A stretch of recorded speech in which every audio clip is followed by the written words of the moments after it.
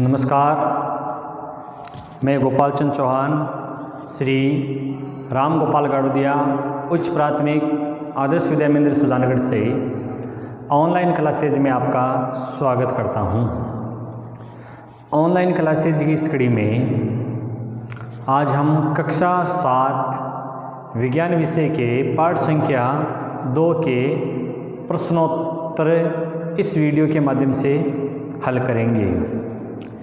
इससे जो पहले वाले वीडियो आए थे उन वीडियो में हमने पाठ संख्या 1 से 7 तक अध्ययन किया था और उसके बाद में प्रश्नोत्तर स्टार्ट किए थे। तो हमने पाठ संख्या 1 के प्रश्नोत्तर आज से जो पहले वाले वीडियो हैं उनमें अपन ने कंप्लीट कर लिए हैं।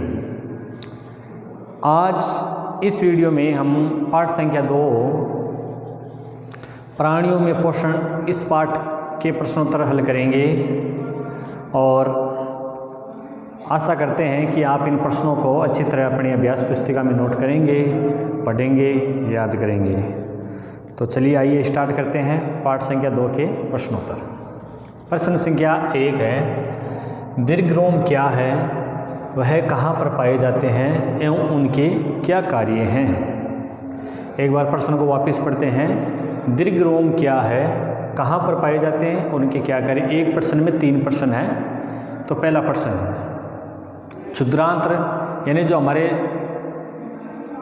शरीर में 2 आंतें होती है, एक जैसे छोटी आंत और एक बड़ी आंत। तो छोटी को कहते हैं क्षुद्रांत्र। छोटी आंत की जो आंतरिक भित्ति होती है, उस आंतरिक भित्ति पर हजारों उंगलियों के समान, अपनी उंगली के समान उभरी हुई संरचनाएं पाई जाती है, जो दीर्घरोम अथवा रजसाकुर कहलाते हैं। एक बार वापिस से, हमारी जो छोटी आंत होती है जिसे हम क्षुद्रांत्र कहते हैं, उसमें अपनी अंगुलियों के समान बहुत सारी हजारों की संख्या में उभरी हुई संरचनाएं पाई जाती है। उन संरचनाओं को दीर्घरोम या रजसाकुर कहते हैं। ये इस प्रश्न का उत्तर हो गया।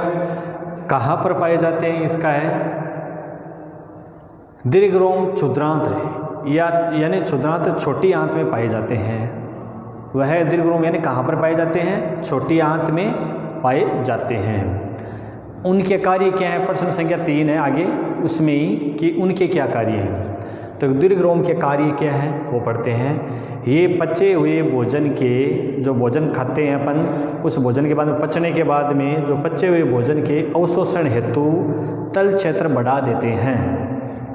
प्रत्येक दीर्घरोम में सूक्ष्म रुधिर वाहिकाओं का एक जाल फैला रहता है। दीर्घरोम की सतह से पचे हुए भोजन का अवशोषण होता है तथा यह रुधिर वाहिकाओं में चला जाता है। एक बार और समझते हैं इस प्रश्न को, इसके कार्य को, कि जो अपन खाना खाते हैं, भोजन करते हैं, वो भोजन जब हम पेट के अंदर वो पच जाता है, जब खाना पच जाता है तो पचने के बाद में क्या होता है, ये पचे हुए जो भोजन होता है उसका अवशोषण हेतु अपने दायरे का जो तल क्षेत्र है उसको ये बढ़ा देते हैं। दीर्घरोम कौन बढ़ा देते हैं, दीर्घरोम अपने तल क्षेत्र का दायरा वो बढ़ा देते हैं। प्रत्येक दीर्घरोम में सूक्ष्म छोटी छोटी रुधिर वाहिकाओं, सूक्ष्म छोटी छोटी यानी रुधिर वाहिकाओं का एक जाल फैला हुआ रहता है। अब क्या होता है कि दीर्घरोम की सतह से पचे हुए भोजन का जो सतह होती है दीर्घरोम की, उससे पचे हुए भोजन का अवशोषण होता है और तथा वह बाद में क्या है, वो रुधिर वाहिकाओं में चला जाता है। प्रश्न संख्या है, इसके बाद में है प्रश्न संख्या 2, पित्त कहाँ निर्मित होता है, ये भोजन के किस घटक के पाचन में सहायता करता है। पित्त का नाम सुना है आपने कि पित्त कहाँ निर्मित होता है। तो इसका उत्तर है पित्त यकृत में निर्मित होता है। कहाँ निर्मित होता है, यकृत में। यकृत में निर्मित होता है तथा एक ये थैली जिसे हम पित्ताशय की थैली कहते हैं, उस थैली में ये संग्रहित होता रहता है, यानी पित्ताशय की थैली में ये संग्रहित होता रहता है। यकृत में निर्मित होता है और पित्ताशय की थैली में संग्रहित होता रहता है। उसके बाद में भोजन के किस घटक के पाचन सहायता करता है, तो पित्त रस वसा के पाचन में सहायता करता है। वसा होता है, वसा युक्त भोजन होता है, उसके पाचन में ये पित्त सहायता करता है। तो ये प्रश्न 2 हैं इस वीडियो में। एक बार फटाफट इन प्रश्नों को वापस एक बार और समझते हैं कि दीर्घ रोम क्या है, कहाँ पे पाए जाते हैं, उनके क्या कार्य है। दीर्घ रोम है वो क्षुद्रांत छोटी आंत की आंतरिक भित्ति पर हजारों उंगलियों के समान उभरी हुई संरचनाएं होती है, जिन्हें दीर्घ रोम या रसाकुर कहते हैं। कहाँ पे पाए जाते हैं? ये छोटी आंत या क्षुद्रांत में पाए जाते हैं। उनके कार्य क्या है?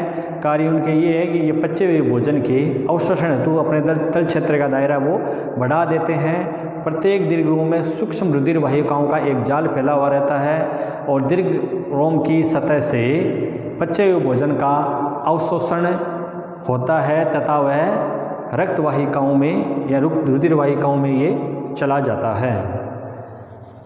उसके बाद में था परपित्त कहाँ निर्मित होता है? ये भोजन के किस घटक में पाचन में सहायता करता है? पित्त यकृत में निर्मित होता है और ये वसा पाचन में, पित्तरस वसा के पाचन में सहायता करता है। तो आज इस वीडियो के माध्यम से हमने पाठ संख्या 2 के 2 प्रश्नों को हल किया है और इसके बाद में जो आगे वाला वीडियो आएगा उस वीडियो में हम इसी पाठ के जो बचे हुए प्रश्न हैं इनको हल करेंगे।